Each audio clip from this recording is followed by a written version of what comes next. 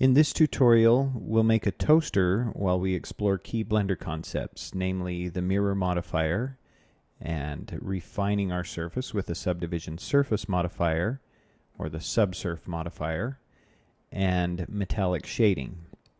So the Mirror Modifier is going to allow us to save time and ensure symmetry because we only have to create one side of the toaster. So we're going to start with our default cube here. We're going to tab into edit mode and cut it in half by making a loop cut. That's Ctrl R. And we're going to hit escape to dismiss the move operation and keep our cut centered. And then we are going to select all of the vertices on one side of the cut and delete them, leaving just half of a cube. Then we can go over to our modifier stack and we can add a mirror modifier, which restores the other side of the cube, but you can see we only have edit controls for one side. We're also going to check this box that says clipping. This glues the center vertices together, preventing them from pulling apart and creating holes in the middle of your toaster, other than the holes that we want in the middle of our toaster. So now let's refine the topology for subdivision. So we need to start to describe topologically how we want this toaster to work. So I know I need holes in the top, and I need the thing to be toaster shaped in the first place. So let's scale this in X a little bit, scale this in Z just a touch, and get it a little more of a rectangular shape rather than the default perfect cube. I'm going to tab into edit mode, and I'm going to use more loop cuts to create toaster slots and also the slot for the toaster lever. So I'm going to hit Ctrl R, and I'm going to use my mouse wheel to scroll up so I have two cuts, and I now have positioning ability. I'm going to hit escape so those stay centered. Then I'm going to tap S, Y, and scale them in the Y axis so that they are still equidistant and they kind of come out to the edges here. That's going to be the front and back boundaries of my toast slots. I'm going to hit Ctrl R and do the same thing from side to side, scale in X, and there are my toast slots. I can now go, I'm going to tap 3 to go to face select mode, and I'm going to extrude my toaster slots downward, and that's a good deep toaster slot. That's where the bread goes. And I'm also going to hit Ctrl R, and I'm not going to do two loop cuts this time simultaneously because I don't need them to be equidistant from the top and the bottom. But I'm going to bring this loop cut up here to start forming a channel for the toast lever. I'm going to hit Ctrl R and do one more, but I'm going to leave it farther from the bottom than this first loop was from the top. So now I can again select this face and extrude inward, and we have the slot for our toast, or for our toast lever. Okay, so what happens if we add a subdivision surface modifier to this? Well, let's add one. And you can see that it smooths everything out. The Subsurf modifier averages the distance between two edges. So we need more loop cuts in order to make our corners sharp. If we tab into edit mode, you can see where our corners actually are, and you can see what the subdivision surface modifier is doing with that information. So if I want to sharpen up my toaster slots, I need a second set of loops so that the curve that it's averaging is mostly straight. So I'm going to hit Ctrl R, and I'm going to split out two more loop cuts and tap SY to scale and just bring these edges really close to the other edges. I don't actually want them to touch, but they can get pretty close. Let's do this the other direction as well. Scale in X, bring those, and you can see that those walls are starting to square up. They're not quite there yet. We need a little more information. So I'm going to hit Ctrl R, and I'm going to loop cut on the inside of the toast slot and bring that upward. And you can see that it's not perfectly square. It's still a little bit rounded, but we actually want that. We don't want this to be a super razor sharp edge. Now let's do the same thing with our lever slot up here. So Ctrl R. I'm going to bring this down pretty close to the next edge. Do the same thing inside. Ctrl R. And just keep going with the loop cuts. Now the inside's kind of rounded. I can fix that with a loop cut inside of here. And I'm actually pretty happy with that. So we're starting to get a toaster shape, and I can obviously tab into edit mode and I can select sets of vertices and say, well, let's move this in X so that our toast slots are a little farther apart, or so that they're a little more narrow, or things like that. I can continue to refine my shape. Well, it looks like I probably need to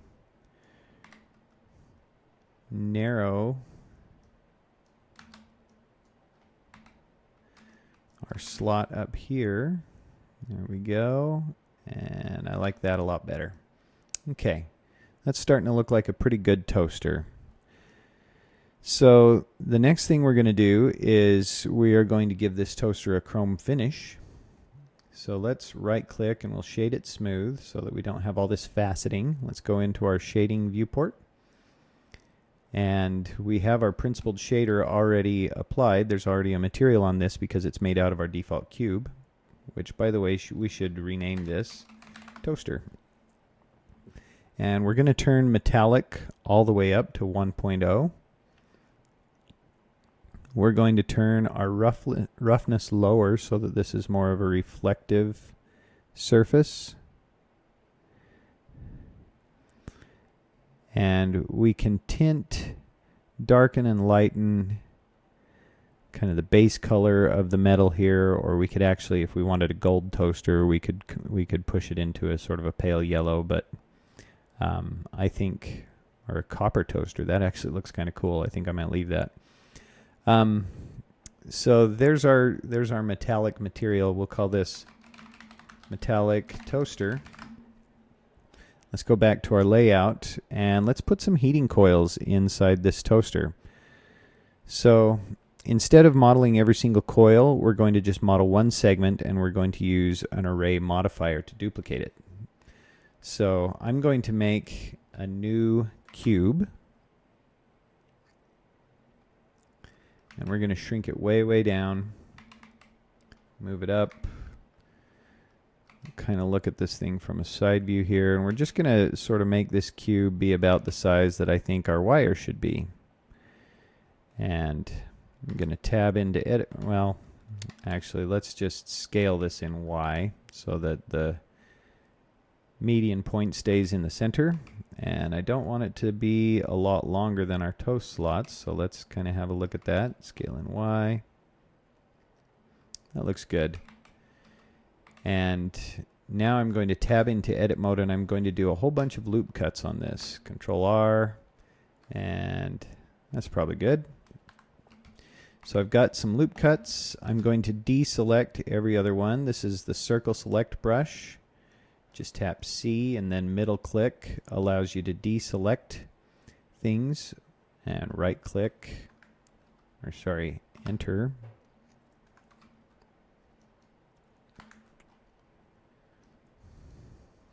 Oh, I've already dismissed my tool. No wonder. Okay, so I'm going to make a zigzag pattern with this by taking these vertices that I have selected and tapping GZ.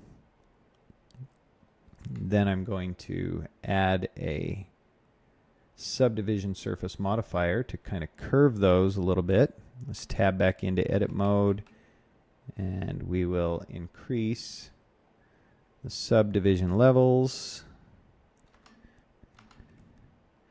And that actually looks pretty good. The ends are kind of curving up in a funny way, so I'll probably bring them down just a little bit.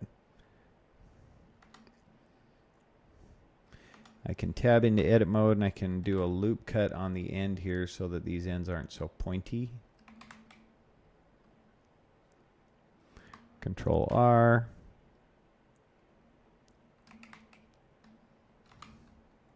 Okay, and that'll be our coil for our toaster. So I'm going to move this over, clear over to the side.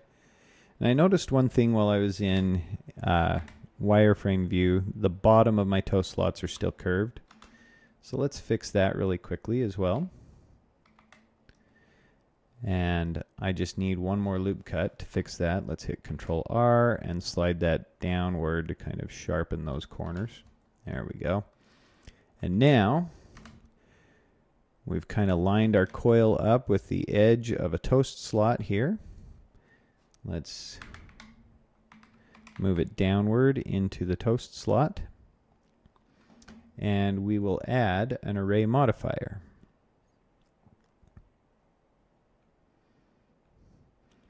So right now we're generating 3 coils in our x-axis. So that's the offset x here. And let's turn that offset off and we will generate these coils in y.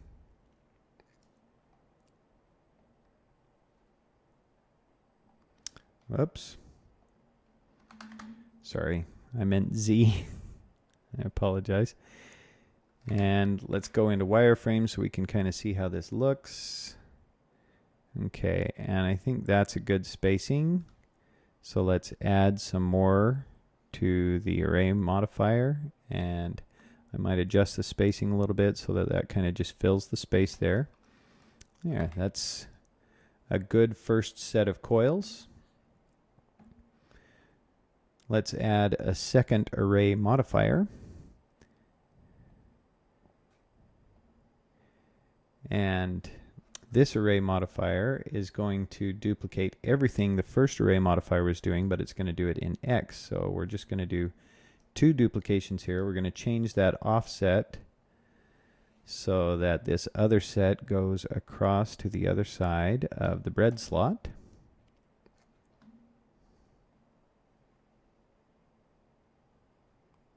And that's pretty good. And then I can just duplicate the whole thing across, or I can do one more array modifier. And this time we're going to duplicate everything we duplicated before. Again, we're just going to do a count of 2, and we're going to change the offset until that lines up with the next bread slot.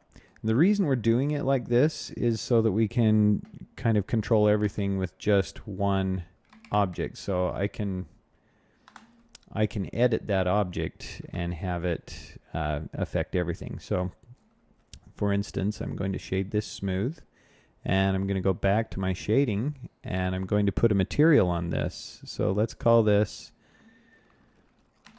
heating element.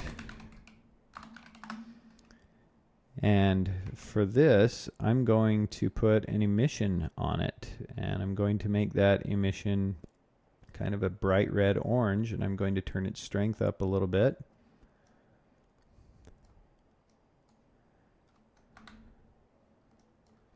And let's look at that in a cycles rendered viewport. And you can see that that's looking pretty nice. It's got some nice kind of mirrored reflectivity in there. I really like that.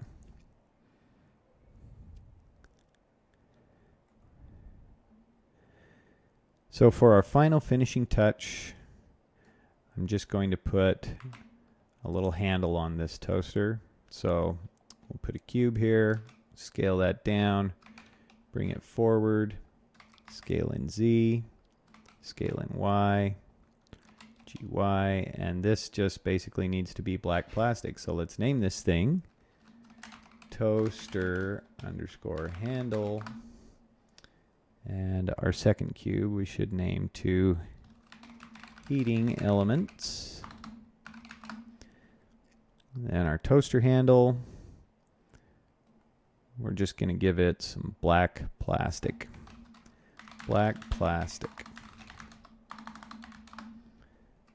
And then we'll just turn that maybe a really dark gray.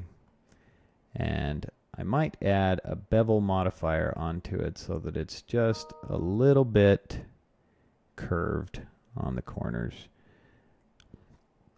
And maybe a couple more segments so it rounds out a little better. And I think we've got a pretty decent toaster. Let's move the light.